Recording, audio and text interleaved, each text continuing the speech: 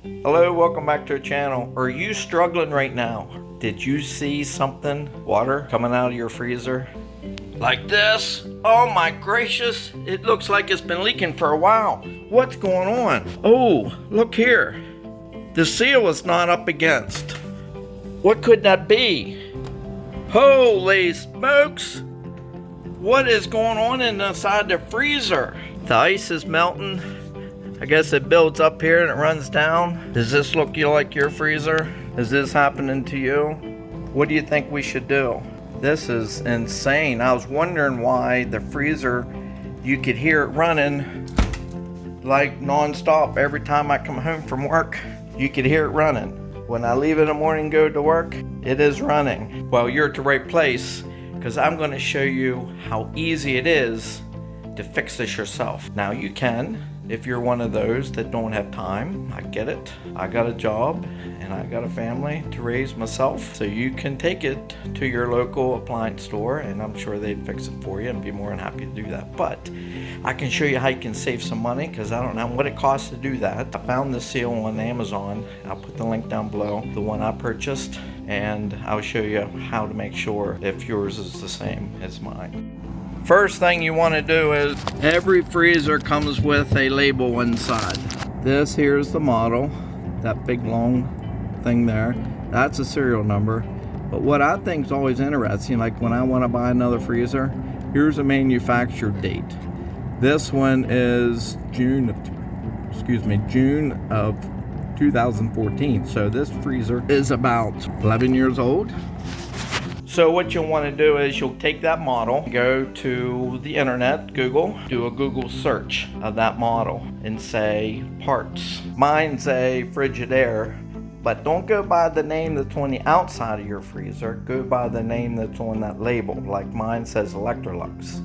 So you search, Google, Electrolux, whatever that model number is, and say replacement parts. And then you most likely come to a website that will give you the different parts for that particular model. But I'll put it in the description below that most freezers are this style. So you just need to find a seal that matches your model. So the first thing you're gonna do is just to get rid of everything on the shelf. Find a home for it. If you're like me, you tend to save a lot of different stuff over the course of the year.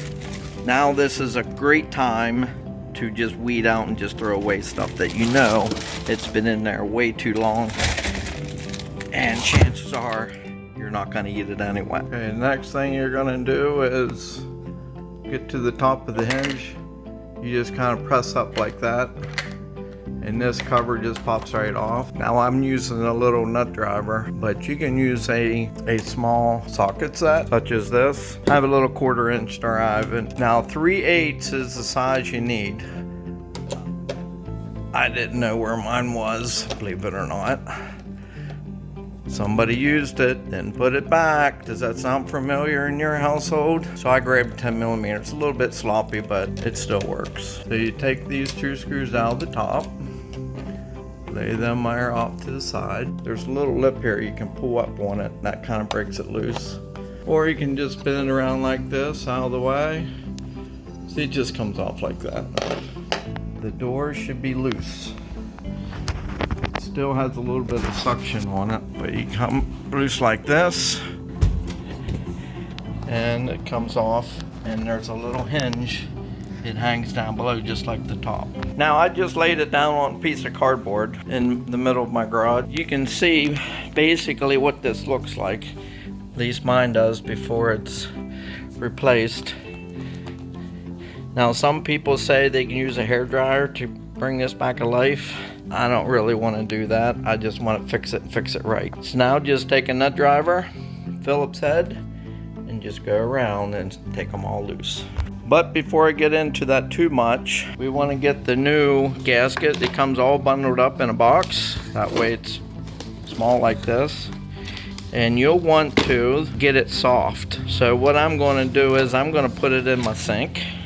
So fill up the sink with some hot water, and then lay this down inside here to get it warm. Now you can lay it out if it's a hot day outside or you live down south somewhere. You could stretch it out in your driveway a couple hours before you need it. I probably should have put this in here probably a half hour or more before I took the door off, but I think it'll work just fine. But fill this up until it's all submerged under the water. What that does is it makes this gasket stretch it a little bit. Whenever you put it on, put it back in, and then when it cools down, it'll be nice and snug for you. Now while that's heating up, I went and grabbed my tools, so I'll show you here in a little bit what for tools I used. But if you don't want to put your gasket in the sink like I just did, feel free. If you have a dryer, put it in your dryer on warm or hot heat for 5-10 minutes or so. That could work out for you. But while that is doing its thing, let's see what for tools I'm going to use. I'm going to use this cordless drill. I have a link in the description below as well, or you could use a regular Phillips. You may need this as well.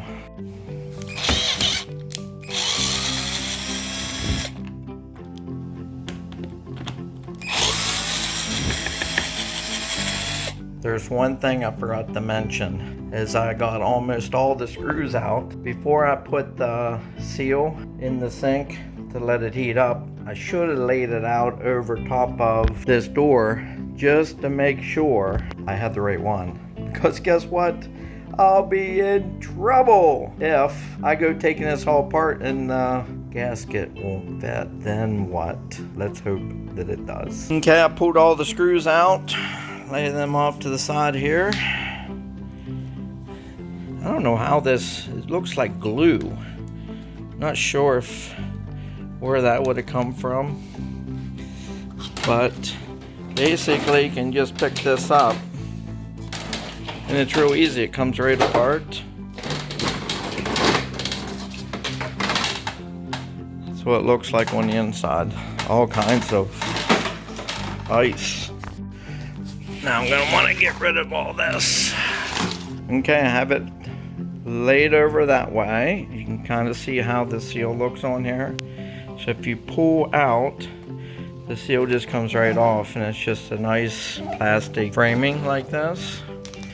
So take that off the whole way around. Then I want to clean this rubber stuff off, which I don't know how it got on there, but I'll use this putty knife to scrape it off. You could use a screwdriver, whatever you want. Now I'm going to take a towel and kind of dry this off around here. Most of it's not too bad where there's a little bit of water. I think that glue is from gluing this foam inside, because I see a little bit of glue down underneath. Okay, I laid it over the same way as before. This little lip should be on top, which is in between the inside and the outside. And I laid it over, and thank goodness, it looks like it's going to fit. So learn from my mistake. Well, it's not really a mistake, but learn from me whenever you're watching this video to make sure yours is the right one before you go taking everything apart. Basically, you have it all laying out on top. Pull it down underneath like this, and kind of slip it over this little edge like this. It's kind of hard to do while I'm holding my phone, but do this corner like this a ways, and then start this corner on, and then try to go up to that corner, the opposite corner. So we start at that end, come up to this corner, stick it down over a little bit like this, and try to get this corner started, and then go over here to this corner. See, it's a little bit tight, but I think it'll work. And then go over to this opposite corner. Now you could have did yours different, laid it out and then brought it up underneath, but this is just how I do mine. There, like this. And then work your way around while it's still warm. Make sure this, when this corner is not slid one way or the other, it's on there square. You can kind of see the indentation between here and here that it lines up. So that looks good. Now you'll notice, probably on yours, same as mine, this is a little wrinkled right here and on that side as well. I can show you right here. We'll just have to be careful when we flip this over to make sure that's seated in there good. Now we have this here, and we'll just pick this up gently and lay it over, lay it down carefully and slide it up like that. Now on the back side it did slide off a little bit, so I'll just have to put that back in. So as you work your way around, make sure you have this seal up against in that slot before you put that screw in. And then just do maybe one there, one in each corner, and then as you go around, just add more in. Is it in against? Mm-hmm. Okay.